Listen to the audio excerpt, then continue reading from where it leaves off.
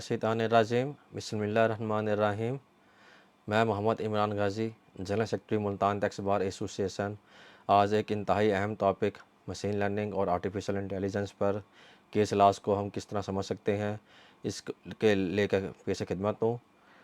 Basically जब artificial intelligence है अब नागुज़ीर हो चुकी है, इसको समझना हमारे लिए इंतहाई अहम है। और अगर हम समझते हैं और इसको अडॉप्ट करते हैं तो हमारे काम में परफेक्शन आ सकती है।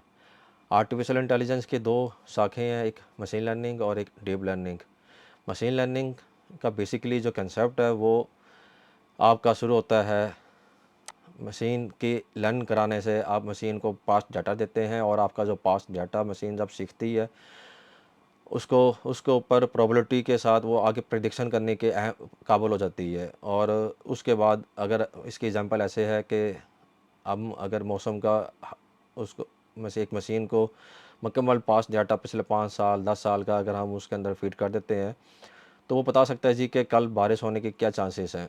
अगर उसके वेदर के जो नेक्स्ट देखेगा उसके बाद वो मशीन आपको खुद प्रिडिक्ट कर देगी कि कल बारिश हो सकती है कि नहीं हो सकती।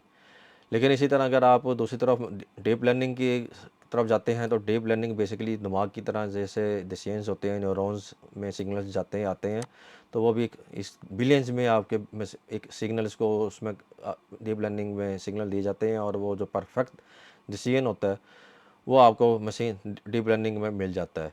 तो बेसिकली मशीन लर्निंग और डीप लर्निंग आर्टिफिशियल इंटेलिजेंस के ज़रिए डिसीजन मेकिंग करने के लिए इस्तेमाल हो रहे हैं।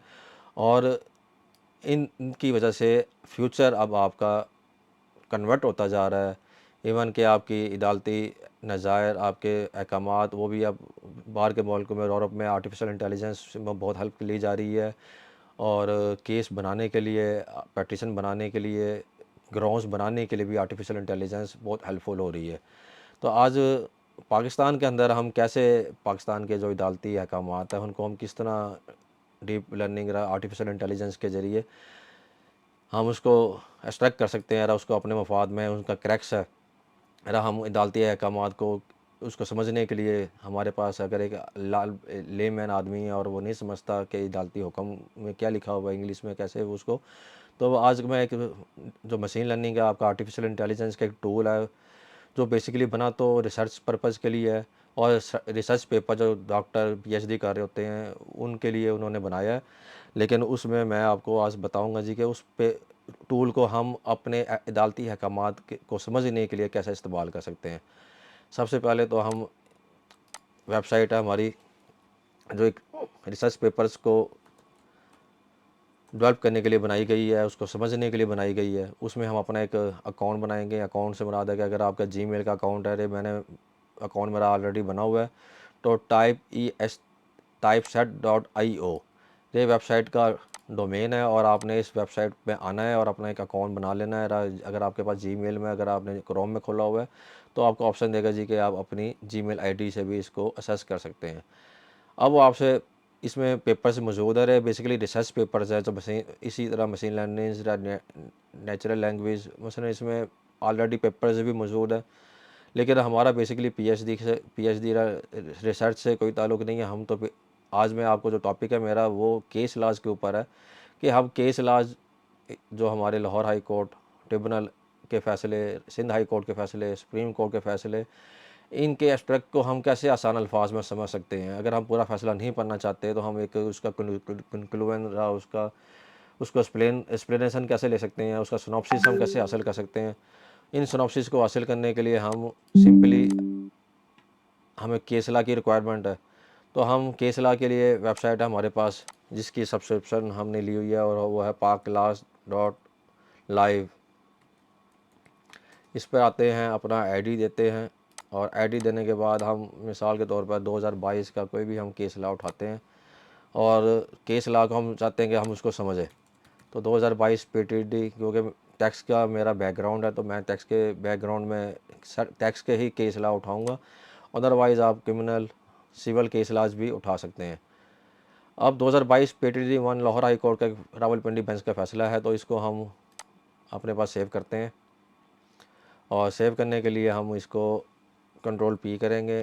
प्रिंट में आप सेव एज़ पीडीएफ हमारे पास ऑप्शन आ रहा है। इस वेबसाइट से हमने 2022 PTD-1 को सेव करना चाहा है और हम इसको अपने कंप्यूटर में इसको सेव कर लिया। साइटेशन नंबर है 2022 PTD-1। अब हम आएंगे अपने टूल में और इसको अपलोड अ PDF। अपलोड अ PDF में हम साइटेशन 2022 PTD-1 जो अभी हमने डाउनलोड की थी इसको अपलोड करते हैं। अपलोड करने के बाद वो आपसे पूछता है जी कि आपके पास जो एक कलेक्शन की लाइब्रेरी, आपका एक फ़ोल्डर है, आप उसमें सेव इसमें किस फ़ोल्डर में आपने सेव करना है। न्यू कलेक्शन, मेरे पास ऑलरेडी अनटाइटल्ड कलेक्शन के नाम से फ़ोल्डर है, तो मैं इसमें सेव करूँगा और इसको डन का बटन दबा दिया। अब एक बेसिकली रे आर्टिफिशियल इंटेलिजेंस का सॉफ्टवेयर है, स्काई स्पेस के नाम से है और टेक्स्ट typeset.io इस नाम से इस डोमेन पे एक्टिव है। तो हमारे पास उसने एक को पायलट मीन्स के उसने हमें एक हेल्पर दे दिया है कि आप कह रहे जजमेंट आपकी अपलोड हो गई है और आप इसमें से क्या लेना चाहते हैं, क्या पूछना चाहते हैं, क्या सवाल करना चाहते हैं, उसने हमें कह दिया जी कि आप पूछ सकते हैं। अब मैं उसको सिंपली कहता हूँ कि जी कि मुझे 2 लाइन्स में इसका एब्स्ट्रैक्ट चाहिए। तो ये ऑलरेडी बने हुए सवाल है, लेकिन एब्स्ट्रैक्ट जो होता है ये टर्म है इसकी रिसर्च पेपर की। तो रिसर्च पेपर बेसिकली इसका अपना एक तरीक़ेकार होता है बनाने का, जो PhD में या MPhil के अंदर जो रिसर्च करते हैं हमारे डॉक्टर हजरात, तो उसको एक अपना एक मिजाज है रिसर्च पेपर का। और इस रिसर्च पेपर के साथ जो हमारे जो बने बनाए सवाल है बेसिकली ये पेपर एक रिसर्च पेपर के रिलेटेड है, लेकिन हम इनको इस्तेमाल कर रहे हैं अपनी स्टडी के अंदर अपनी केस लॉ को समझने के लिए। तो हम यही सवाल जो हमने किया था, explain aspect of the this paper in 2 lines, तो उसने हमें बता दिया जी कि re this paper is an income tax reference under section 133(1) of the income tax ordinance 2001 discussing common question of laws and facts in cases related to tax year 2011, 12 and 13। Re एक देखे रे सारी की सारी इन्फॉर्मेशन इसने इस तमाम text में से उठाई है। 5 सफ़े का रे फैसला है और इसने हमें आधे सफ़े में ऐसे समझें कि एक पैरे के अंदर बता दिया है कि इसमें क्रैक्स क्या है। और the paper addresses 2 main questions, whether the taxpayer is entitled to a rebate at the rate of 80% of the minimum tax payable under section 113 of the income tax ordinance 2001 even if they are not a distributor of pharmaceutical products, and whether medicines can be considered fast moving consumer goods despite not meeting the criteria as they have long shelf lives and are primarily used by individuals। तो ये देखें इसने बिल्कुल उसने हमें nutshell दे दिया है the paper provide. अब इसको पेपर का लफ्ज़ इसलिए इस्तेमाल कर रहा है कि वो हमारी जजमेंट को एज ए रिसर्च पेपर समझ बैठा है। तो इसमें बहुत सारी आपको अगर जो जजमेंट आप अपलोड करते हैं तो लिमिटेशंस भी हैं कि अगर वो रिसर्च पेपर के तरह अगर उसमें से क्वेश्चन फ्रेम नहीं हो रहा, आंसर नहीं मिल रहा, तो ये सॉफ्टवेयर आपको चांस है कि आपको सॉरी कर ले कि इस केस में उसको कोई एब्स्ट्रैक्ट नहीं मिल रहा। रिसर्च पेपर की जो क्वालिटीज़ होती हैं उस क्वालिटीज़ पे वो अगर जजमेंट नहीं आ रही उसको सॉफ्टवेयर की एक लिमिटेशंस है, उस लिमिटेशंस पर अगर वो जजमेंट पूरी नहीं आ रही तो वो सॉरी कर लेगा। इसके लिए अगर हमारी हुकूमत मिनिस्ट्री ऑफ लॉ अगर वर्क कर रहे तो बहुत ज़रूरी है कि आर्टिफिशियल इंटेलिजेंस को हम पाकिस्तान के अंदर हमारी अदालती जो अहकामात हैं, जजमेंट्स हैं, ऑर्डर्स हैं, इसका अपना एक मिजाज है। इस मिजाज के साथ इसको अगर हम कन्वर्ट कर लें इस सॉफ्टवेयर को और ऐसे जो एक सॉफ्टवेयर को हम लेकर इस मिजाज के मुताबिक अगर हम इसको कर लेते हैं, इसकी अंडरस्टैंडिंग को हम समझा देते हैं कि हमारी जजमेंट किस तरह काम करती है, तो फिर पॉसिबिलिटी है कि जो एरर का चांस है वो बहुत कम होकर रिड्यूस में चला जाएगा, माइनस में चला जाएगा। और हम इससे रिसर्च जो हमारे अंदर पाकिस्तान के अंदर अदालती जो रिसर्च रुकी हुई है, इस रिसर्च में आर्टिफिशियल इंटेलिजेंस के ज़रिए हमारे जो स्टूडेंट हैं, हमारे जो प्रोफेसर्स हैं, हमारे जजेस हैं, वो बहुत कुछ सीख सकते हैं। बजाय कि वो पूरी जजमेंट पढ़ें, वो इस जजमेंट के करेक्ट से ये समझ सकते हैं जी कि क्या जजमेंट मेरे इस केस ला मेरी रिसर्च के लिए रेलिवेंट है। अगर तो रेलिवेंट है तो वो उसको पढ़ेगा, अदरवाइज़ उसको एक साइड पे कर देगा और नई जजमेंट पे अगर एक जजमेंट को पढ़ने में उसका आधा घंटा लगता है तो इस तरह वो 1 मिनट के अंदर वो अपने 29 मिनट्स को बचा सकता है। तो मेरी हुकूमत पाकिस्तान से या मिनिस्ट्री ऑफ लॉ से ये भी अपील है कि हम आर्टिफिशियल इंटेलिजेंस पर काम करें और इस सॉफ्टवेयर को पाकिस्तान में अदालती अहकामात के साथ एक हम आहंगी हारमोनी पैदा करने के लिए इस पर इन्वेस्टमेंट करें और इंशाल्लाह इसका रिज़ल्ट अच्छा आएगा। अगर इसी तरह इस पर बने बनाए सवाल मौजूद हैं, इसमें वो पूछता है, इसमें वो एक सवाल मौजूद है कि रिज़ल्ट ऑफ द पेपर के पेपर का रिज़ल्ट क्या है।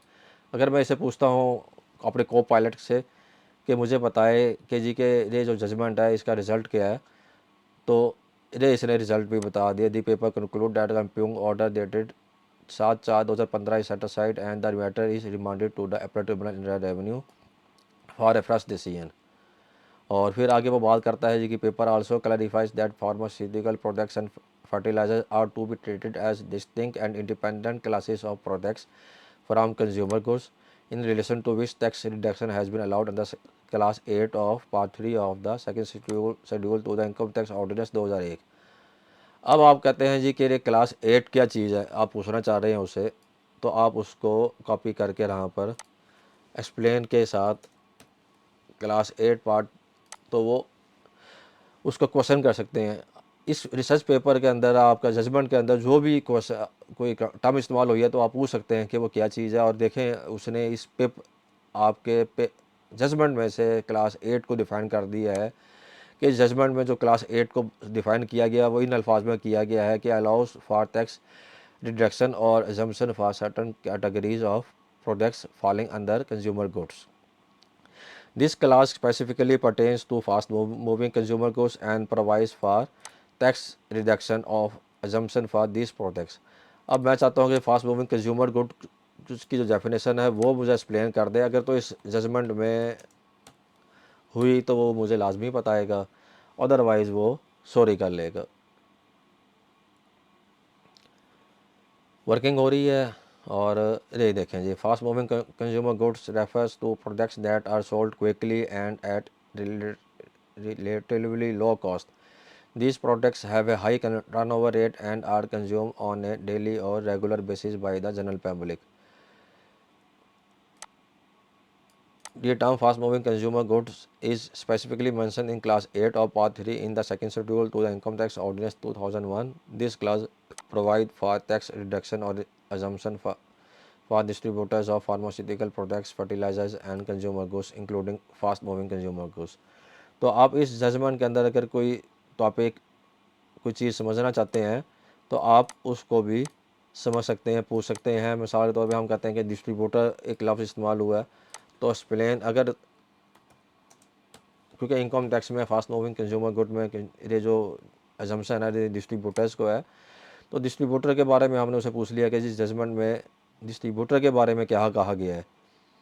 तो देखते हैं जी कि हमें रिज़ल्ट क्या मिलता है। ये देखें आर्टिफिशियल इंटेलिजेंस की खूबसूरती कि a distributor is a person और entity appointed by a manufacturer, importer और any other person to purchase goods from them for further supply. This includes individuals और businesses engage in the supply of goods as wholesalers और retailers. आगे वो बड़ी प्यारी उसने बात की है कि in the context of the income tax ordinance 2001 the term distributor is used to distinguish it from other roles as such as importer and manufacturer। It is not specifically defined in the ordinance। कि income tax ordinance में distributor की अपनी कोई definition नहीं है, सो हम इसको dictionary meaning से देखेंगे। और फिर definition of distributor is and sale tax act 1990 can be a considered for interpreting the term distributor in the income tax ordinance 2001। However, the Supreme Court of Pakistan has held that this definition cannot be invoked for interpreting the relevant clause in the ordinance। So the determination of whether a taxpayer is a distributor of pharmaceutical products or other goods is mixed question of law and fact that is best undertaken by the appellate tribunal in revenue। तो ये cracks भी उसने बता दिया है जी कि क्योंकि टैक्स रेफरेंस है और टैक्स रेफरेंस में मैटर ऑफ फैक्ट नहीं आ सकता और ये मिक्स क्वेश्चन है, फैक्ट क्वेश्चन ऑफ लॉ का एंड फैक्ट का। तो ऑनरेबल लाहौर हाई कोर्ट ने इसको अपीलेट ट्रिब्यूनल में रिमांड बैक कर दिया है। इसके बाद हम दूसरा केस लॉ देखेंगे अपने, अगर हम चाहते हैं जी कि किसी दूसरे केस लॉ में इंटरप्रिटेशन करें या उसके लिए हेल्पिंग मटेरियल लें, तो हम 2022 PTD 1 के बाद 2022 PTD 8 सिंध हाई कोर्ट का फैसला है इसको हम सेव करते हैं अपने पास। ये हम सेव एज पीडीएफ करेंगे और सेव एज पीडीएफ करके हमने इसको सेव किया और ये हमारे पास साइटेशन नंबर 2022 पीडीडी आर कंप्यूटर में आ गई है। और हम इसको होम पे जाकर अपलोड पीडीएफ करेंगे और 8 नंबर पीडीएफ जो हमारे साइटेशन नंबर है इसको अपनी जो फोल्डर है उसमें सेव करेंगे। और सेव करने के बाद हम इसको कहेंगे जी कि हमारा जो ये जो जजमेंट आ गई है इसका रिज़ल्ट क्या है। तो देखते हैं जी कि रिज़ल्ट हमें क्या मिलता है।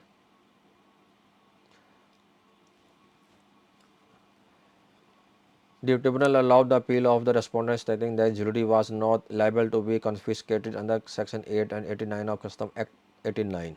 तो ये कस्टम एक्ट का 1969 का एक केस लाया है सिंध हाई कोर्ट का। और इस पर देखें क्रैक्स हमारे सामने आ गया है। रिज़ल्ट जो है इस जजमेंट का, the proposed question in the special customs reference application were answered in favour of the respondent and against the applicant. अब अगर मैंने अपने किसी रिसर्च में रहा, मैं अगर स्टूडेंट रहा, इसको हम मैं जज हूँ और किसी अपनी स्टडी कर रहा हूँ तो मेरा कितना टाइम बच सकता है। ये आप देखें कि क्या ये मेरे रेलिवेंट जजमेंट है तो मैं इसको आगे पूरा मुकम्मल पढ़ूँगा, अदरवाइज़ मैं इसको स्किप करके दूसरी जजमेंट पे अपना स्टडी पर फोकस करूँगा। तो स्टडी पर्पज़ के लिए आर्टिफिशियल इंटेलिजेंस देखें हमारे लिए कितना हेल्पफुल हो सकती है। और अगर आपने कोई क्वेश्चन पूछना है, सेक्शन 8 पूछना है, इसमें कोई लफ्ज़ लिखा हुआ है, सारो 499 लिखा हुआ है और अगर इनकी कोई डेफिनेशन इस जजमेंट के अंदर दी गई है तो वो आपको डेफिनेशन भी ये सॉफ्टवेयर निकाल के देगा। अब ये बेसिकली इसको पेपर ही कंसिडर कर रहा है क्योंकि सॉफ्टवेयर हमारा, मैंने पहले ही इसे में बताया है कि रिसर्च पेपर को स्टडी करने और उसको एक्सप्लोर करने के लिए बनाया गया है। तो हम इसको के ज़रिए हम अपने अदालती अहकामात को भी समझने की कोशिश कर रहे हैं। The paper discusses a special custom reference application filed by the custom against Syed Javed Ahmed and another individual. और अगर किसी को प्रॉब्लम हो रही है इसको समझने की इंग्लिश में भी, अगर एक आम शख्स है जिसको अंग्रेज़ी भी इतनी अच्छी नहीं है तो वो गूगल में जाकर इसको इंग्लिश से उर्दू ट्रांसलेट करके भी पढ़ सकता है। और ये जो उर्दू से इंग्लिश ट्रांसलेशन हो रही है ये भी एक आर्टिफिशियल इंटेलिजेंस का ही सॉफ्टवेयर है। तो केस लॉज को हम देख रहे हैं कि कैसे हम आर्टिफिशियल इंटेलिजेंस के ज़रिए अपने रिसर्च पर्पज़ के लिए इस्तेमाल कर सकते हैं और अपने केसेस तैयार करने के लिए इस्तेमाल कर सकते हैं। अब एक और केस ला है 2022 पीटीडी 11 पेशावर हाई कोर्ट का। तो इसको हमने सेव किया और वापस हम आए इस अपने सॉफ्टवेयर में आर्टिफिशियल इंटेलिजेंस के। और आर्टिफिशियल इंटेलिजेंस के सॉफ्टवेयर में जाकर हमने इसको पीडीएफ को अपलोड करना है। 2022 पीटीडी 11 नंबर, इसको डन किया और अरे हमारे पास थोड़ा सा फ़ैसला ज़रा साइज़ में भरा है मेरे ख्याल में, तो उसने टाइम लिया है अपलोड होने में। तो इसका मैं रिज़ल्ट पूछता हूँ जी, इसके मेरा रिज़ल्ट क्या, इस जजमेंट का रिज़ल्ट क्या है। तो वर्किंग हो रही है और देखें जी कि हमें उसने रिज़ल्ट भी बता दिया है कि the petitioners who are employees of the provincial government of Khyber Pakhtunkhwa have been claiming tax relief on their salaries received from the provincial government following the merger of the area they serve इन विद province of KPK। देखिए बड़ी खूबसूरती से और बड़ी intelligence से उसने हमें क्रैक्स बता दिया है। अगर हम कोई सवाल पूछना चाहें तो वो सवाल जिस तरह अगर इस में कोई एक्सप्लेन किया हुआ है व्हाट इज़ SRO 12-13 तो वो भी हम उससे पूछ सकते हैं। तो 12 SRO 12-13 का जो क्रैक्स है वो भी हमें बता देगा। ये तो सब एक जजमेंट्स हैं। अगर हम कोई SRO भी समझना चाहें तो SRO भी, सर्कुलर को अगर हम समझना चाहें तो अगर हमारे पास वो टेक्स्टेबल फॉर्म में मौजूद है पीडीएफ मीन्स के अगर हम इसका देखें तो ये टेक्स्ट सर्चेबल है। तो सर्चेबल फॉर्म में अगर पीडीएफ मौजूद है तो ये सॉफ्टवेयर उसको रीड करके आपकी पीडीएफ को आंसर करेगा। और इसी तरह अगर हम कंक्लूजन इसका पूछते हैं, तो कंक्लूजन वर्किंग हो रही है और हमें वो कंक्लूजन की पेज की तरफ अभी रिज़ल्ट दे देगा। ये देखिए जी, उसने कंक्लूजन दे दिया। और अगर हम इसको कहते हैं जी कि हमें समरी बता दे, 2 लाइन्स में explain abstract, basically abstract research paper का फॉर्मेट है और वो एब्स्ट्रैक्ट पढ़ने वाले को बताता है जी कि ये पेपर जो बनाया जा रहा है, रिसर्च की जा रही है, इसका डेफिनेशन क्या है, ये पर्पज़ क्या है इसका, ये कि इसमें कीवर्ड्स होते हैं एब्स्ट्रैक्ट के साथ, और इसमें वो मुकम्मल खुलासा जो होता है पूरे पेपर का, अगर बस 10 से 12-15 सफ़े का पेपर है तो वे खुलासा एब्स्ट्रैक्ट में होता है। तो ये सवाल जो हैं basically related to research paper है, लेकिन इसने बड़े अच्छे अंदाज में हमें इसमें भी टेक्स्ट के एक जजमेंट में भी उसने हमें समझा दिया है जी कि ये जजमेंट आपके इसका एब्स्ट्रैक्ट क्या है और ये किस पर्पज़ के लिए ये जजमेंट जो दी गई है किस लिए लिखी गई है। और ये इसी तरह ये practical implications of this paper, ये बेसिकली रिसर्च पेपर के लिए हैं। तो हम इसको सवाल तो उसने वही दिए हुए हैं कि जिससे पोर्शन होते हैं रिसर्च पेपर के, तो उसने पोर्शन वाइज सवाल बना दिए हैं। रिलेटेड पेपर इसके कितने हैं, तो हमारा बेसिकली अब रिलेटेड पेपर तो हमारे पास गूगल स्कॉलर रिसर्च पेपर को डील करता है। तो गूगल स्कॉलर के अंदर ऑलरेडी लाखों करोड़ों रिसर्च पेपर मौजूद हैं। तो अगर यदि उसके साथ भी लिंक है और जो टॉपिक अगर इसमें दिया गया है, अगर रिसर्च पेपर अगर हम रिसर्च कर रहे हैं, पीएचडी के स्टूडेंट हैं, तो वो इसके रिलेटेड भी आपको तलाश कर सॉफ्टवेयर जो आपका आर्टिफिशियल इंटेलिजेंस का है आपको बता देगा कि इसके रिलेटेड कितने और what are the contributions of this paper, कि जी इसमें कंट्रीब्यूशंस किस किस पेपर की आपने कंट्रीब्यूशन है, literate survey of this paper. तो बेसिकली ये जो चीज़ें हैं, लिमिटेशन ऑफ दिस पेपर और फ्यूचर वर्क। तो रिसर्च पेपर हमेशा कभी भी ख़त्म नहीं होती। तो रिसर्च के लिए हमेशा लिमिटेशंस के जी के लिमिटेशन का मतलब होता है कि जी कि आपकी रिसर्च में कितनी हद तक काम हुआ है और कौन सा काम नहीं किया। मिसाल के तौर पर अगर मैं कहता हूँ जी कि मैंने लाहौर हाई कोर्ट के 500 पेपर्स पर जजमेंट्स पर मैंने इसको सॉफ्टवेयर को अप्लाई किया है, एक मशीन लर्निंग को मशीन को ट्रेन किया है, तो वो मेरा जो 500 की हद तक है वो मेरी लिमिटेशन है। और इसके अलावा अगर मैंने किसी स्पेसिफिक टास्क, जैसे कि आज हमने सब टैक्स के केसेस को उठाया, तो ये मेरी लिमिटेशन है जी कि मैंने सिर्फ टैक्स के पेपर्स पर सॉफ्टवेयर को अप्लाई किया है। अदरवाइज ये लिमिटेशन ये रिसर्च पेपर में दी जाती है और इसके ऊपर फाइंडिंग दी जाती है कि हमारे रिजल्ट्स की क्या रिजल्ट आए हैं, कितने परसेंट हम फेल हुए हैं, कितने परसेंट पास हुए हैं। और इसके ऊपर आगे वो लिमिटेशन फ्यूचर वर्क बताया जाता है जी कि आगे जो फ्यूचर में अगर इसको मज़ीद इसको एनहांस करना चाहे तो नया रिसर्चर उसको कैसे एनहांस कर सकता है। ये 3 केसला तो हमने देख ली है। इसके बाद हम एक और केसला देखते हैं, आगे से कोई रैंडम उठा लेते हैं। अपीलेट ट्रिब्यूनल इंडियन रेवेन्यू का हमारे प्यारे मरहूम शायद मसूद मंजर भट्टी साहब का नाम मेरे सामने आया, तो मैं इनका केसला चाहूँगा जी कि इसको भी हम एक रिसर्च में देखें कि इनकी क्या फाइंडिंग है। तो आर्टिफिशियल इंटेलिजेंस में इनका पेपर है, उसको कैसे रीड करता है और हमें कैसे हेल्पफुल लगे जी कि हम समझ जाएँ कि इस पेपर में क्या लिखा गया है। हम दोबारा होम पे आएंगे। होम पे आकर शायद मसूद मंजर भट्टी मरहूम साहब के जो ऑर्डर है, डॉक्टर मोहम्मद नईम साहब हमारे मुल्तान के इंतहाई मायानाज ऑफ़िसर भी हैं और इन्होंने मुल्तान बेंच से अभी डिप्यूटेशन से वापस गए हैं। तो इंतहाई मेहनती ईमानदार जज हैं हमारे, और इनके साथ को सिग्नेचर हैं। तो शायद मसूद मंजर भट्टी साहब की जजमेंट अपलोड हो रही है। बहुत ही प्यारी शख्सियत है हमारी और हमारे साथ हमारे ट्रिब्यूनल के साथ बहुत मुखलिस, और अल्लाह ताला इनको जन्नत में आला मकाम अता फ़रमाए। इसके बारे में जो फ़ैसला आया हुआ है बेसिकली सेक्शन 111 देखने में मालूम हो रहा है कि कंसीलमेंट और 111 के बारे में है।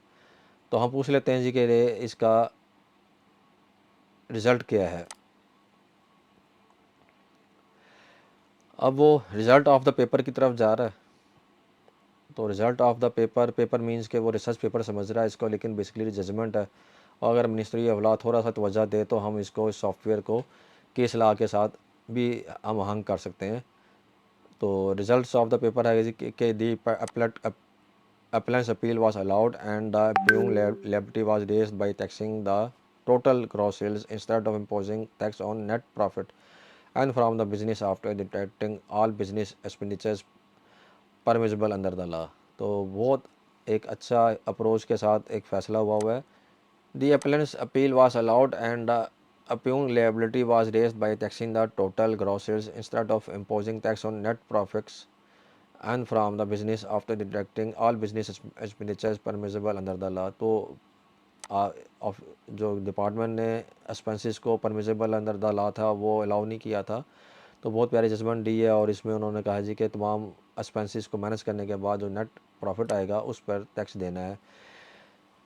Action was deemed illegal, unlawful, and unfounded as the expenses were duly documented and books of accounts were maintained as per the requisition of the law. The appeal notices and consequent orders were vacated. The term undisclosed income refers to any income that was chargeable to tax but was not taxed. The tax liability for income from business should be calculated in accordance with Part 4, Division 1 and Division 2 of the Income Tax Ordinance 2001, which allows deductions for business expenditures incurred on income earned. The fair market value of any benefit or perquisite derived in the course of business relationship is also subject to tax। ये था हमारे पास result. इसके बाद हम इस फैसले का conclusion मालूम करना चाहते हैं। तो कंक्लूजन के ऊपर क्लिक करेंगे। ये बने बनाए क्वेश्चंस ऑलरेडी सॉफ्टवेयर ने दिए हुए हैं, तो इनसे हम हेल्प लेते हैं। अदरवाइज़ आपको टाइप करना पड़ता। को पायलट आपकी असिस्ट करने के लिए मौजूद है। इसमें बता रहे हैं कि the appellate appeal was allowed and the imputing liability was raised by taxing the total gross sale instead of imposing tax on net profits and from the business after deducting all business expenditures permissible under the law। तो revenue officer के action को illegal करार दिया है। और अगर हम इसका क्रैक्स देखना चाहते हैं 2 लाइन्स के अंदर, तो उस पर भी हम इस आर्टिफिशियल इंटेलिजेंस के ज़रिए हेल्प ले सकते हैं।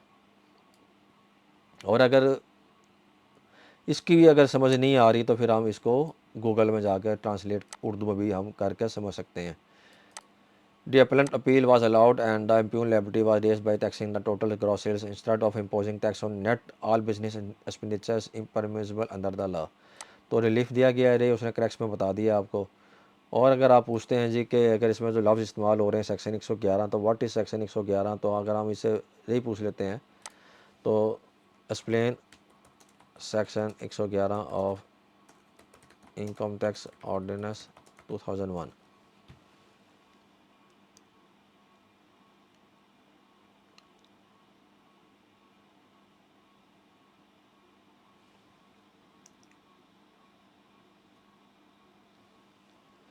ये देखें जी कि इस पूरे जजमेंट में से जितने भी सफ़े की जजमेंट है हमारे पास 19 सफ़े की। ये 19 सफ़े हमारे पास 1 to 19 आ रहे हैं। तो 19 पेजेस में जहाँ सेक्शन 111 की डेफिनेशन आई है वहाँ से उसने आपको उठा कर पिक कर आर्टिफिशियल इंटेलिजेंस ने बता दिया है कि section 111 of the income tax ordinance 2001 pertains to the taxation of unexplained income or assets if provides for the chargeability of income tax on unexplained income or assets that were chargeable tax but were not taxed। The sections outline the concept of undisclosed income, which refers to any income that should have been taxed but was not। तो ये मुकम्मल section 111 का जो इसमें इस judgement के अंदर बताया गया है, इसने मुकम्मल तौर पर उसके हवाले से हमें उसका एक्सट्रैक्ट जो डेफिनेशन है सेक्शन 111 की, अब इसमें सेक्शन 18 भी इस्तेमाल हो रहा है। तो हम पूछ लेते हैं कि सेक्शन 18 को हमें एक्सप्लेन कर दे।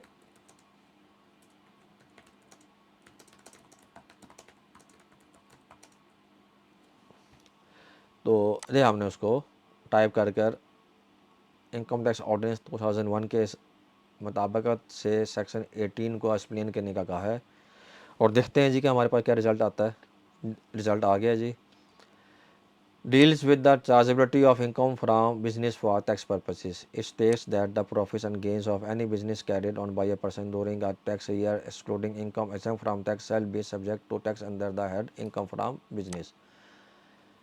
और सेक्शन 18 मुकम्मल तौर पर उसने इस जजमेंट के अंदर जितना उसको एक्सप्लेन किया गया है वहाँ से क्रैक्स सेक्शन 18 का उठाकर 19 सफ़ों में से हमें ये 5 सेंटेंस के अंदर बता दिया है कि सेक्शन 18 कहाँ कहाँ और कितना इस्तेमाल हुआ है सेक्शन के अंदर।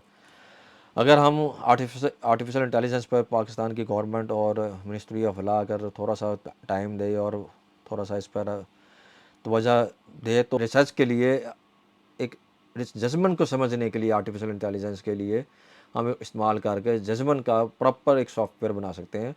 और उसके लिए ज़रूरी है कि हमारी हुकूमत इस पर तवज्जो दे। ये बहुत ज़रूरी है स्टूडेंट्स के लिए भी, जजेस के लिए भी, और आप जो लॉयर्स हैं वो केस की तैयारी के लिए भी, इनके लिए बहुत ज़रूरी है कि हम जब एक केस तैयार कर रहे होते हैं तो 20 के 25 जजमेंट्स हम पढ़ के केस तैयार करते हैं, तो हम मुकम्मल केस पढ़ने की बजाय अपना टाइम वो प्रोडक्टिव कामों में हम सर्व कर सकते हैं। हम केस का क्रैक्स लें और उसको बताएं, और इवन के अगर हम थोड़ा सा इस पर मेहनत करें तो जहाँ जहाँ हमारे रेलिवेंट केस लाज हैं मौजूद, तो अगर उसकी डाटा में मौजूद होंगे तो वो हमें artificial intelligence machine learning prediction कर देगी कि आपका इस टॉपिक के ऊपर मतलब का जो केस लाज हैं वो कौन से रेलिवेंट्स हैं और उनके पैराग्राफ्स कौन कौन से आपको एक्सट्रैक्ट आ जाएगा जी कि आप इसके ज़रिए केस को तैयार कर सकते हैं। इसके बाद हम कोई दूसरी जजमेंट लेते हैं और एक कोई रैंडम जजमेंट हम उठा लेते हैं। सेशन मेरा स्पेयर हो गया होगा क्योंकि ये 5 मिनट के लिए सेशन हमारा होता है। मिसाल के तौर पर मैं ऐसे कहता हूँ जी कि हमें टैक्सेशन मैगज़ीन की कोई जजमेंट चाहिए। एक मेरे पास नोट की हुई है 124 टैक्सेशन 237। इसको देख लेते हैं कि इस टैक्सेशन की मैगज़ीन जजमेंट में टाइम सेशन एक्सपायर हो गया था, इसके लिए दोबारा हमें ओपन करना पड़ेगा। और 124 टैक्स बेसिकली जो सॉफ्टवेयर है इसमें PTD, SEMR, ITR, YLR, PTCL, PCT, LR, CLLC, CLD, MLD, PLD, PLC, PLJ, Lahore high court और पाकिस्तान का अपना नंबर है। लेकिन हम सिर्फ टैक्स की बात करेंगे, सॉफ्ट जजमेंट सब मौजूद हैं, लेकिन हम टू बी स्पेसिफिक, क्योंकि ये मैंने टैक्स पर्पज़ के लिए इस रिसर्च को एक्सप्लेन किया है, तो मैं टू बी स्पेसिफिक रहूँगा। आसिक अली चौधरी पटिशनर की जजमेंट है और अल्हम्दुलिल्लाह इसमें मैं ही पेश हुआ था, तो Lahore high court justice my lord Jawad Hasan sahab की जजमेंट है। तो इसको हम पढ़ते हैं। इसको पहले हम सेव कर लेते हैं।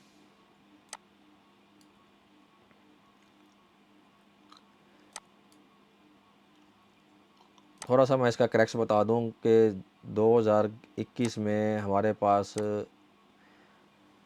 ऑनलाइन अपील करने के अहकामात आए थे FBR की तरफ से, और FBR ने कहा था जी कि आइंदा से मैनुअल अपील नहीं होगी, और ऑफिसर्स को भी हदायत जारी की थी कि आइंदा से आपने कोई भी काम मैनुअल नहीं करना और ऑर्डर जो भी होगा वो ऑनलाइन होगा। इस केस में ऑर्डर उन्होंने मैनुअल कर दिया था। पटिशनर बेबस था कि वो अपील कैसे करे, ऑनलाइन अपील हो नहीं सकती थी। तो जस्टिस जवाद हसन साहब के पास रिट की थी और उन्होंने अलाउ कर दिया था कि आप इनकी मैनुअल अपील करने को, कमीशन अपील को डायरेक्शन दी थी कि मैनुअल अपील की जाएगी तो उसको वो एक्सेप्ट करेगा और उस पर मैनुअली ही ऑर्डर करेगा। तो मेरे ख्याल में पाकिस्तान में पहला केस था मेरा जो ऑनलाइन अपील होने के बाद मैंने मैनुअल उसका डिसीजन करवाया है। इसमें लिखा है जी कि एब्स्ट्रैक्ट में the petitioner has raised concern about the electronic filing of appeal under section 127 of the income tax ordinance 2001, stating it is unconstitutional and violates the right of fair trial and due process. The petitioner argues that assessment order issued by the respondent does not comply with the barcode mechanism of the IRS web portal, making it impossible for the petitioner to file an appeal electronically. The petitioner seeks the court intervention to allow manual filing of the appeal. The respondent argues that the statutory period for filing of appeal has already elapsed, but the petitioner suggests that the delay may be condoned if an application for condonation of delay is filed. तो देखें, अलहमद इस software ने, artificial intelligence ने 2 सफ़े में से cracks निकाल कर आपको दे दिया। अगर 50 सफ़े की जजमेंट हो और 100 सफ़े की जजमेंट हो तो वो भी आपको क्रैक्स आ जाएगा और आप इसके ज़रिए आसानी से बहुत सारा टाइम अपना कीमती बचा सकते हैं। अब एक मेरे पास सेक्शन 8B की जजमेंट है, तो मैंने पहले से इसमें सेव की हुई है अपने पास। इसको हम देखते हैं। और इसको हमने जब अपलोड किया, थोड़ा टाइम ले रहा है क्योंकि थोड़ा सा फ़ैसला मेरे ख्याल में ज़्यादा बड़ी फ़ाइल है, और ये है सुप्रीम ट्यूब इंडस्ट्रीज़ का 2016 का फ़ैसला है। और इसमें हम पूछते हैं जी कि हमारे पास जो रिज़ल्ट है इस फैसले का वो क्या है। तो वर्किंग हो रही है, आर्टिफिशियल इंटेलिजेंस वर्किंग कर रहा है। और the paper discuss the varies of section 8B of the act which pertains to adjustable input tax. It states that a registered person is not allowed to adjust input tax in excess of 90% of the output tax for a given tax period. However, there is an exception to this restriction for fixed excess or capital goes. तो रे correct उसने आपको 2 लाइनों में दे दिया है। और अगर हम इसका एब्स्ट्रैक्ट पूछते हैं तो हमारे पास एब्स्ट्रैक्ट इससे भी ज़रा मुख्तसर आ जाएगा कि इसमें हुआ क्या है। सेक्शन 8B का ये एब्स्ट्रैक्ट है। और मैं ज़रा टाइम बचाने के लिए आगे मसलन क्या मैं समझना चाहता हूँ कि सेक्शन 8B क्या है, तो मैं एक बी इसको लिख कर, अगर इस फैसले में 8B को कहीं भी डिफ़ाइन किया गया है तो ये आपका सॉफ्टवेयर 8B को भी, बल्कि जी बिल्कुल हुआ हुआ एक्सप्लेन, तो 8B का इसने सेक्शन का भी करेक्शन निकाल दिया है, बजाय कि वो पूरा सेक्शन 8B 1 2 3 जो भी सब सेक्शन इसके हैं 4 5 तक, उसका इसने ये करेक्ट निकाल कर आपके सामने रख दिया है। और इसके बाद अगर एक और जजमेंट मैंने सेव की हुई है, उसको मुस्तफ़ा इम्पैक्ट्स की, जो कि एक हमारे बहुत ही अहम जजमेंट है सुप्रीम कोर्ट की, डन किया। और डन करने के बाद ये अपलोड हो रही है। इसका मैं मुस्तफ़ा इम्पैक्ट्स की जजमेंट का पूछता हूँ जी कि हमारे पास समरी बताएं।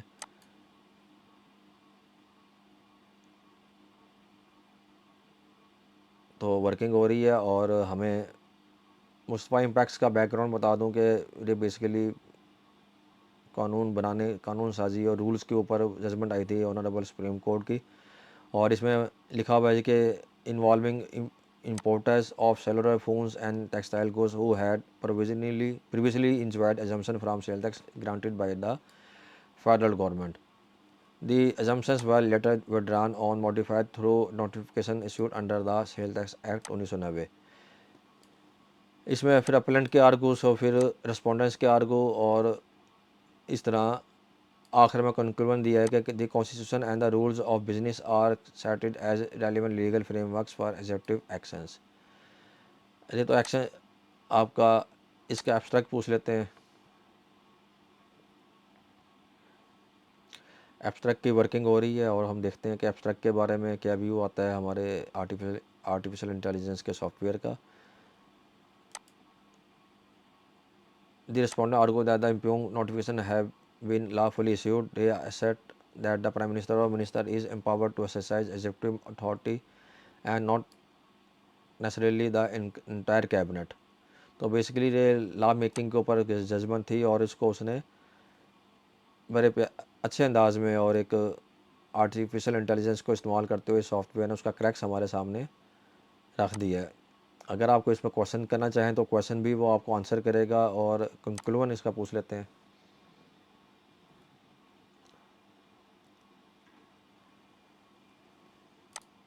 इसमें उसने अपना लिमिटेशन दे दी है सॉफ्टवेयर ने कि जी कि this paper does not specifically state the conclusion drawn from the case. तो रे इसकी बेसिकली लिमिटेशन है, क्योंकि ये सॉफ्टवेयर बना हुआ है रिसर्च पेपर को स्टडी करने के लिए, उस पर क्वेश्चन आंसर करने के लिए। तो हमने थोड़ा सा इसको ज़बरदस्ती अपने अदालती अहकामात के साथ मैच करने की कोशिश की है। तो बहुत सारे केसेस में आपको ये लिमिटेशन नज़र आएगी।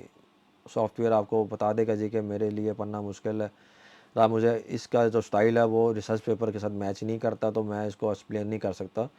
तो ये लिमिटेशन आएंगी। इसी तरह अगर हम लाहौर हाई कोर्ट की वेबसाइट को ओपन कर देखना चाहें और उसमें से कोई जजमेंट लेना चाहें तो वो भी प्रैक्टिकेबल है कि हम लाहौर हाई कोर्ट की जो रिपोर्ट हुई जजमेंट्स हैं उसमें से कोई भी एक जजमेंट उठाते हैं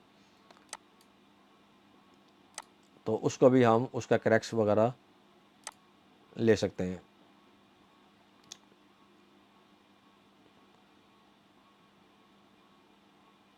इसमें जो पहली जजमेंट देखते हैं कि टैक्स की कौन सी आती है। टैक्स की जो जजमेंट आ रही है हमारे पास service global industries justice Jawad Hasan sahab की आ गई है, और इसको हम सेव करते हैं अपने पास।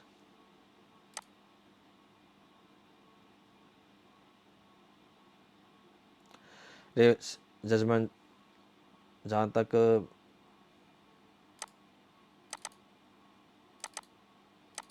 मेरा अंदाज़ा है सेक्शन 4C के ऊपर है, और my lord justice Jawad Hasan sahab ने इसको पास्ट एंड क्लोज ट्रांजैक्शन के रेफरेंस से इस्तेमाल करते हुए एक्सप्लेन किया है।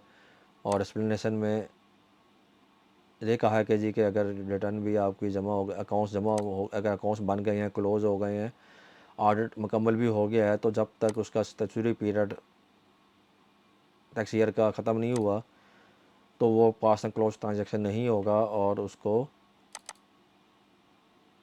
अगर महकमा चाहे तो रेट्रोस्पेक्टिव इफेक्ट देकर भी टैक्स इम्पोज कर सकता है। तो बेसिकली लेजिस्लेचर की पावर है कि लेजिस्लेचर जब चाहे जैसे चाहे वो, जब पास एंड क्लोज ट्रांजैक्शंस को इसके अंदर डिफ़ाइन किया गया है। और हम अगर इसका रिज़ल्ट देखेंगे तो सेक्शन 4C पर क्या रिज़ल्ट आता है, वर्किंग हो रही है।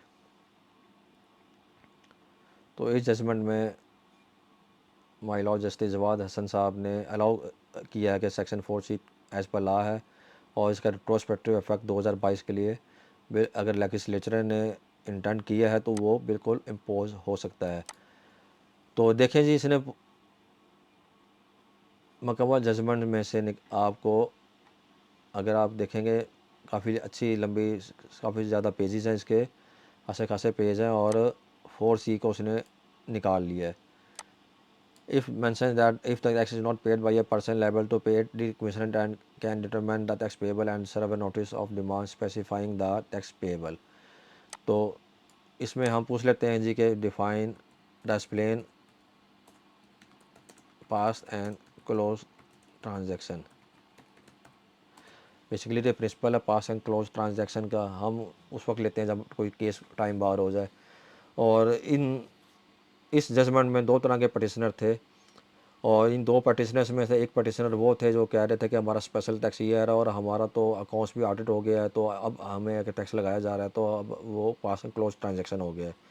तो my lord justice Jawad Hasan sahab ने इसको कॉन्ट्रेरी इसके जजमेंट दी है, और उसमें कहा है कि जी के अगर जब तक वो साल अगर लिमिटेशन से बाहर नहीं होता तो कानून साजी कर कर रिट्रोस्पेक्टिव इफेक्ट देकर टैक्स लगाया जा सकता है।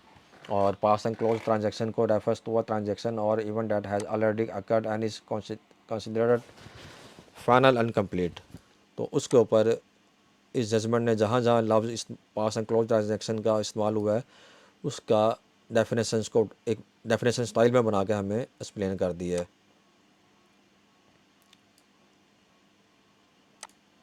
और इसके बाद अगर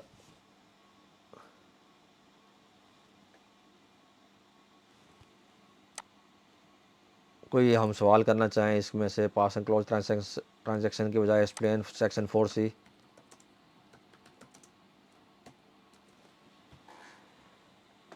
तो हम देखते हैं जी कि वर्किंग हो रही है। और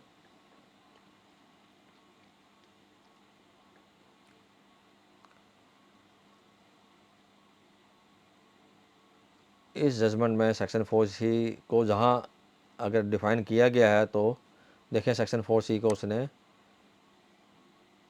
अपने आसान अल्फाज में समझा दिया है कि सेक्शन 4C क्या है।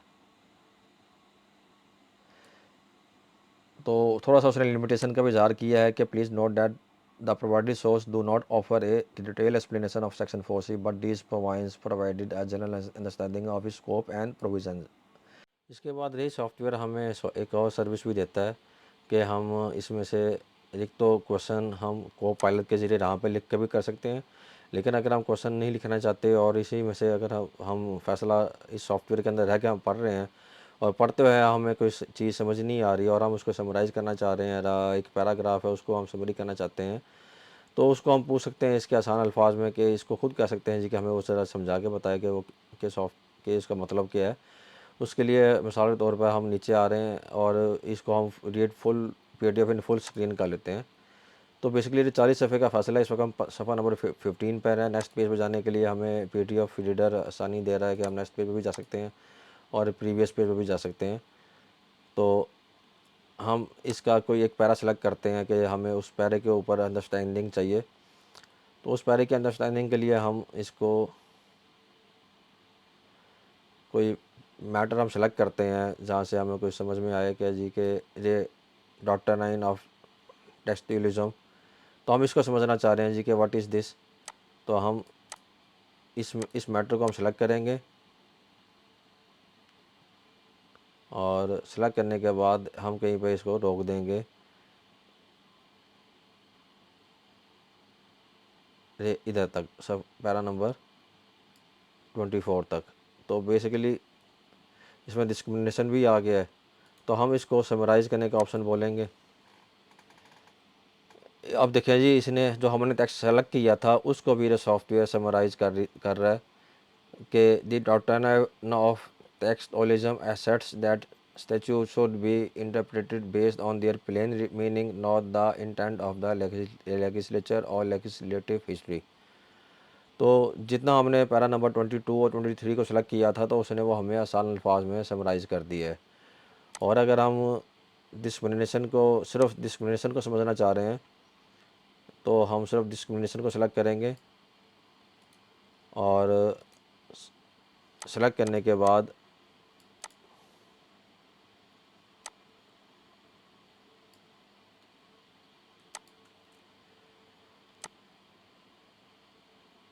ये सेलेक्ट हो गया है मैटर।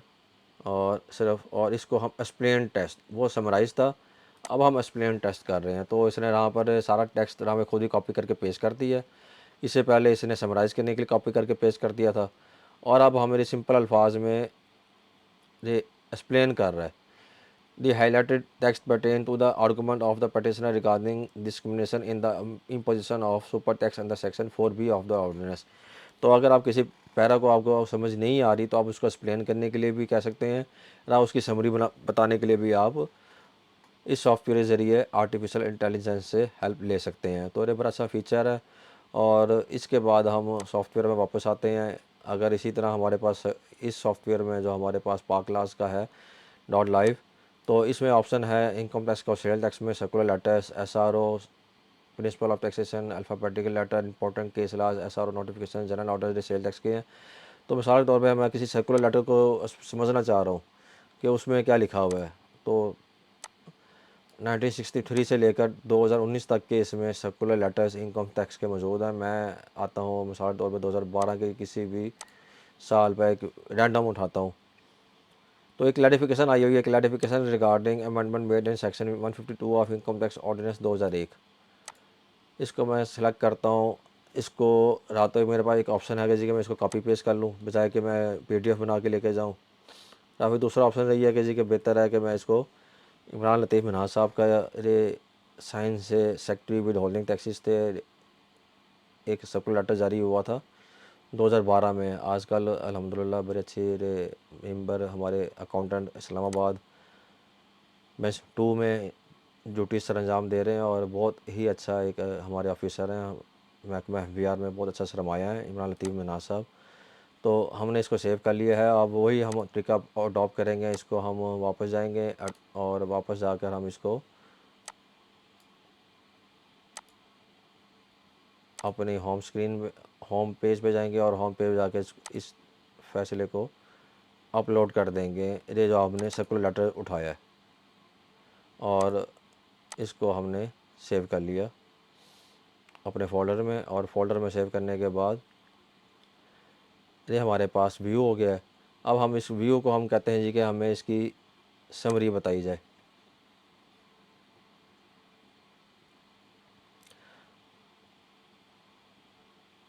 तो इसमें थोड़ी सी दिक्कत ये आ रही है जी कि ये थोड़ा सा एक्सप्लेन नहीं कर पा रहा, सॉफ्टवेयर की लिमिटेशंस है।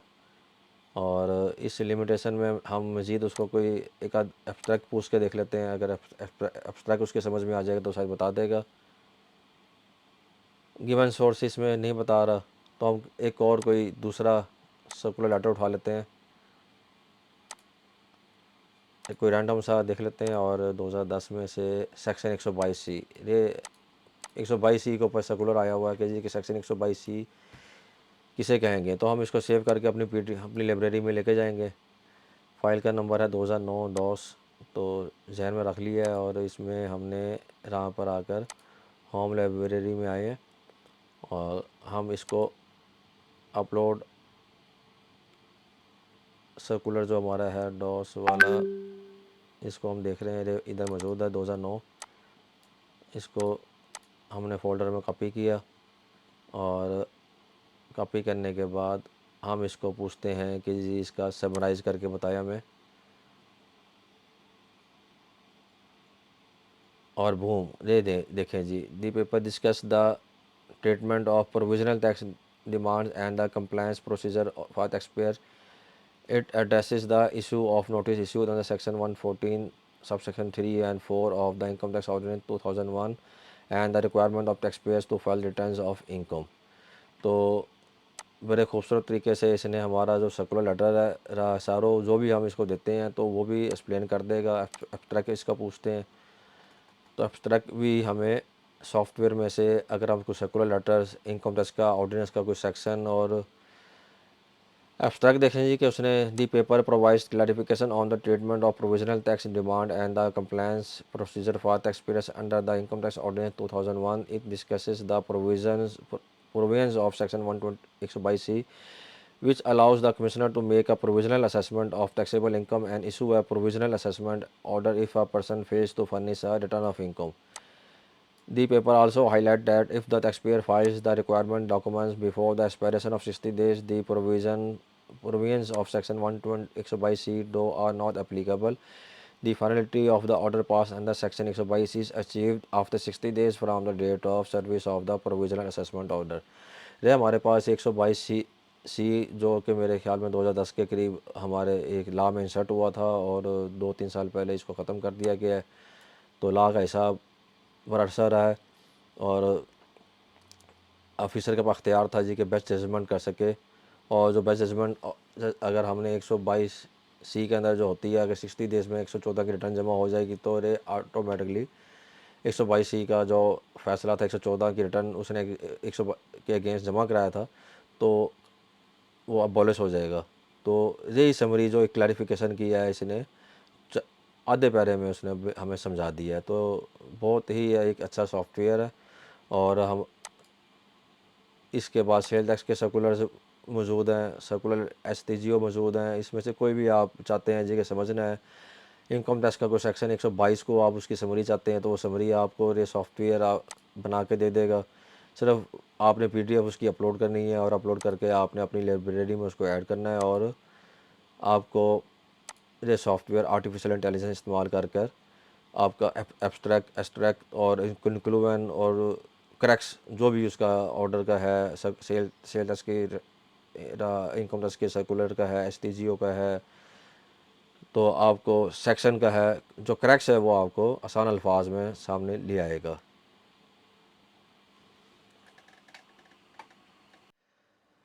अब इस सॉफ्टवेयर का जो टाइप set.io है, इसमें मैं लाइब्रेरी में जाना चाहूँगा और लाइब्रेरी में आपको बताऊँगा जी कि अगर हमने अभी आपकी जो हमने जो एंड टाइटल कलेक्शन जो हमारा एक फ़ोल्डर है, इसको आप नेम भी कर सकते हैं।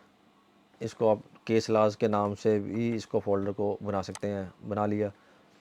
तो इस फ़ोल्डर के अंदर अभी जो जजमेंट्स हमने अपलोड किए हैं, इसको हम मुकम्मल तमाम जजमेंट को सिलेक्ट करके भी हम अगर आपको रिसर्च करना चाहते हैं तो अपने को पायलट से कोई सवाल पूछ सकते हैं। मिसाल के तौर पर अगर ये तमाम की तमाम जजमेंट्स अगर मैंने डाल दी हैं सेक्शन 4C की या ऑडिट की या किसी भी टॉपिक पर, मैं एक अपने पास अगर फोल्डर में मेरे पास कोई किसी टॉपिक के ऊपर एनलमेंट के ऊपर सेट असाइड के ऊपर किसी भी इशू के ऊपर मेरे पास 8-10-15 के जजमेंट्स हैं, मैंने तमाम की तमाम जजमेंट्स एक फ़ोल्डर में बना दूंगा, उसमें डाल दूंगा। तो मैं उसमें से अपने क्वेश्चंस भी रेज कर सकता हूँ। इसको मैं पूछ सकता हूँ जी कि what is explain section 8B of the cell tax act 1990। तो मैं इन जजमेंट, ये तो मुख्तलिफ जजमेंट्स थी, ऐसे मैंने रैंडम उठाई हैं, लेकिन बात करने का मकसद है कि इस पर मैं एक नई वीडियो बाद में बनाऊंगा जी, कि अगर हम किसी एक टॉपिक पर कोई जजमेंट बनाते हैं, एक जजमेंट्स हम डालते हैं 10 12 15 20 जितनी भी हमारे पास उससे रिलेटेड जजमेंट्स हैं उस टॉपिक के, तो हम उसके ऊपर भी इससे उन 15-20 जजमेंट्स में से भी हम पूछ सकते हैं जी कि हमें बताया, हमें समझाया कि जी कि है क्या। अब सेक्शन 8B की, क्योंकि हमने एक ही जजमेंट डाली थी, तो उसने एक ही जजमेंट में से सेक्शन 8B को करेक्शन निकाल के दे दिया है। अगर हमारे पास सेल टैक्स का अगर सेक्शन 38 है, सेक्शन 37 है, इन और सेक्शन 25, सेक्शन 11 इन और सेक्शन 40 की, इन 5 सेक्शंस की हम कोई 20 के 25 जितनी भी जजमेंट्स हमारे पास अगर सॉफ्टवेयर में हैं, अगर हम उन जजमेंट्स को इस कोई एक फ़ोल्डर बनाकर अपनी लाइब्रेरी का हिस्सा बनाते हैं, मसलन कि हमें वो ऑप्शन देता है जी कि एक न्यू फोल्डर बनाएं, और हम कहते हैं जी कि इसमें ब्लैक लिस्टिंग के ऊपर हम बना लेते हैं, और रेड हो गया, ऑडिट हो गया, और हम इसके ऊपर एक मुकम्मल अपनी जजमेंट्स इसमें हम कॉपी पेस्ट कर देते हैं, अपलोड कर देते हैं। तो फिर हम अपने को पायलट से, एक को पायलट का कंसेप्ट दिया हुआ है, इसमें अपलोड करनी है सिर्फ जजमेंट्स हमने, तो 10 15 20 जजमेंट्स का जो भी उनमें से करेक्ट होगा, कोई भी क्वेश्चन होगा, हम कर सकते हैं। और आखिर में फिर मैं एक बार शुक्रिया अदा करूँगा सबका, जिन्होंने इंतहाई तवज्जो से, इंतहाई टाइम देते हुए इस प्रेजेंटेशन को देखा है। और मुल्तान टैक्स बार की तरफ से हमारी एक आवाज़ थी कि हम किस तरह एक आर्टिफिशियल इंटेलिजेंस को अपने रिसर्च के अंदर, अपने पेपर्स, अपने स्टडी के अंदर, जजेस हमारे हैं मोहतरम, और हमारे वकला हज़रात हैं, और हमारे स्टूडेंट्स हैं जो एमफिल कर रहे हैं, एलएलएम कर रहे हैं, एलएलबी कर रहे हैं, तो किस तरह इन जजमेंट्स को अपने पर्पज़ के लिए इस्तेमाल कर सकते हैं। और आखिर में मैं अपनी मुल्तान टैक्स बार की एक हमारी कावस है डिजिटल लाइब्रेरी, इसको मैं थोड़ा सा एक्सप्लेन करता जाऊँ। तो इसमें कोशिश की है कि हमारे पास 10 साल के पीटीडी हमने इसमें रखे हुए हैं, फ्री ऑफ कॉस्ट हैं। 2010 से 2019 अगर कोई दोस्त इसको देखना चाहे, तो वो 2010 से लेकर 2019 तक की जजमेंट्स को इसमें इसमें से स्टडी कर सकता है। कैसे 2019 पीटीडी लाहौर हाई कोर्ट 613, मैं इसको अगर पढ़ना चाहता हूँ तो ये फ्री ऑफ कॉस्ट यहाँ पर मौजूद है, और आप इसको आसमा फ़ीस आपकी जजमेंट है, और इसको आप पढ़ सकते हैं, कस्टम का रेफरेंस है। तो इस तरह हमने मुल्तान टैक्स बार की वेबसाइट में 10 साल की पीटीडी की जजमेंट्स को हमने रखा हुआ है, और कोशिश हमारी होगी कि एसईएमआर और पीटीडी के जो बकाया साल हैं, हम इनको भी इंशाल्लाह आस्ता आस्ता 1 to 1 अपलोड करते जाएं। इस वक्त अल्हम्दुलिल्लाह 2010 से लेकर 2019 तक की जजमेंट्स इसमें मौजूद हैं, और हमारे जो मेंबर्स हैं मुल्तान टैक्स बार के, इससे मुस्तफ़ीद हो रहे हैं। तो तमाम दोस्तों का शुक्रिया जिन्होंने वक्त दिया और इस वीडियो को इंतहाई तवज्जो के साथ देखा है। और मैं फिर आखिर में अपनी हुकूमत से, अपनी मिनिस्ट्री ऑफ लॉ से एक बार फिर मुतालबा करूँगा कि आर्टिफिशियल इंटेलिजेंस के लिए थोड़ा सा वक्त दें, तवज्जो दें, और इसके लिए वर्किंग करने के लिए बहुत सारे आपके पास अपॉर्चुनिटीज़ अभी मौजूद हैं, इसको ज़ाया ना करें। दुनिया में आर्टिफिशियल इंटेलिजेंस से बहुत आगे काम चला गया है, और एक परफेक्शन आ रही है वर्क के अंदर, और रिसर्च में भी एक मावनत मिल रही है आर्टिफिशियल इंटेलिजेंस के साथ। तो हम जो टूटे फूटे सॉफ्टवेयर जो कि इस तरह के हैं, जो रिसर्च पर्पज़ के लिए हैं, उसको अगर हम थोड़ा सा भी हम इसको लेते हैं और हम मेहनत करते हैं, तो हमारा देखें हमें बड़ी आसानी हो जाती है केस लॉ को समझने के लिए, उसका करेक्शन निकालने के लिए। और अगर हम 15-20 जजमेंट्स किसी टॉपिक में हम डालकर उसे क्वेश्चन करते हैं, तो हमें क्वेश्चन का भी आंसर मिलता है। तो बजाय कि हम रिसर्च पेपर के सॉफ्टवेयर को हम जजमेंट्स के ऊपर अप्लाई करें और हमें रिज़ल्ट्स उस हमारा जो रेशो है एक्यूरेसी की वो नहीं मिलती जो कि मिलनी चाहिए, तो उस पर अगर आप वर्किंग करें तो इस एक्यूरेसी को हम 99% तक ले जा सकते हैं, रिज़ल्ट्स को हम अच्छा बेहतर कर सकते हैं, और फ्यूचर में ये आपके और हम सब के लिए बड़ी मामनत होगी। तो उम्मीद करता हूँ जी कि ये वीडियो आपको पसंद आई होगी। इसके साथ पाकिस्तान जिंदाबाद, मुल्तान टैक्स बार पाइंदाबाद। आप सब दोस्तों का बहुत शुक्रिया।